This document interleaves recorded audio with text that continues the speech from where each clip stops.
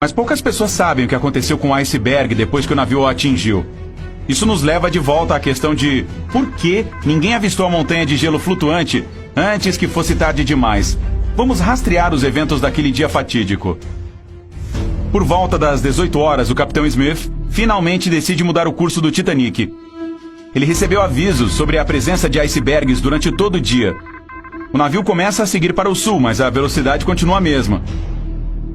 Às 21 horas e 40 minutos, outro navio informa o Titanic sobre um vasto campo de gelo repleto de icebergs. Infelizmente, essa mensagem nunca chega à ponte de comando do navio. Por volta das 23 horas, outro navio a vapor faz uma chamada de rádio para o Titanic, dizendo que o navio deles precisou parar por estar rodeado de gelo. Esta mensagem também é ignorada. Enquanto isso, a maioria dos passageiros do transatlântico de luxo já se retirou para seus quartos. Às 23 horas e 35 minutos, os vigias no cesto da gávea do Titanic notam o iceberg. Eles tocam o sino 3 vezes, o que significa que tem algo à frente. Então eles chamam a ponte de comando. Os motores são revertidos e as portas dos compartimentos, supostamente à prova d'água, são fechadas. Apenas 5 minutos depois, o enorme lado este-bordo do transatlântico colide com o iceberg. A sala de cartas começa a encher de água. Em breve outros relatos chegarão. Eles não parecem encorajadores. Pelo menos 5 outros compartimentos estão inundados. Torna-se claro que o Titanic tem apenas algumas horas antes de afundar.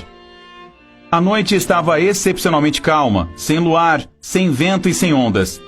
E como as ondas não estavam quebrando contra o iceberg, foi difícil perceber o gigante. Mas também existe a teoria de que o que afundou o Titanic foi um iceberg negro. Se você tivesse que desenhar um iceberg, aposto que seria um pedaço de gelo alto e branco coberto de neve. Mas aqueles que visitaram a Antártica sabem que os icebergs existem em milhões de tonalidades diferentes.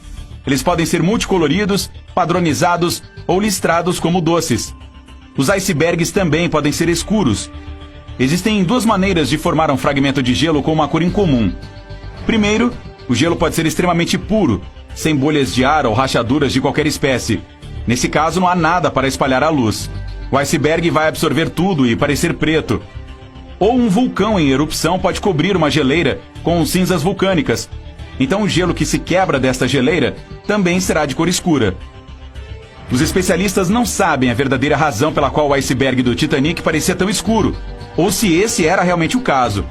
Mas um dos vigias que estava no cesto da gávea testemunhou que o gelo era preto, enquanto o outro diz que era cinza ou cinza escuro. Não há nada de empolgante ou misterioso nos chamados icebergs negros. Eles são icebergs que rolam depois que sua parte superior derrete, o que muda a distribuição de peso. Se sua parte inferior for lisa o suficiente para absorver a luz, eles parecem escuros. Além disso, eles geralmente não ficam expostos ao ar por tempo suficiente para que a geada branca se acumule. Mas digamos que essa teoria esteja errada e o iceberg não fosse realmente preto.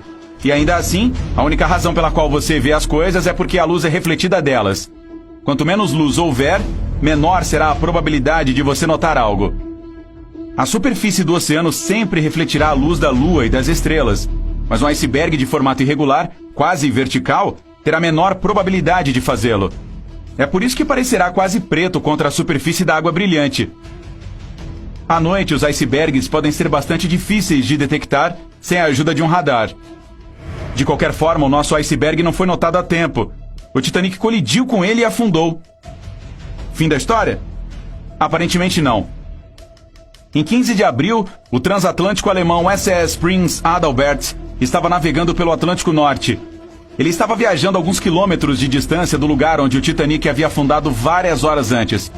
O comissário-chefe do navio alemão, que ainda não sabia do desastre, viu um iceberg.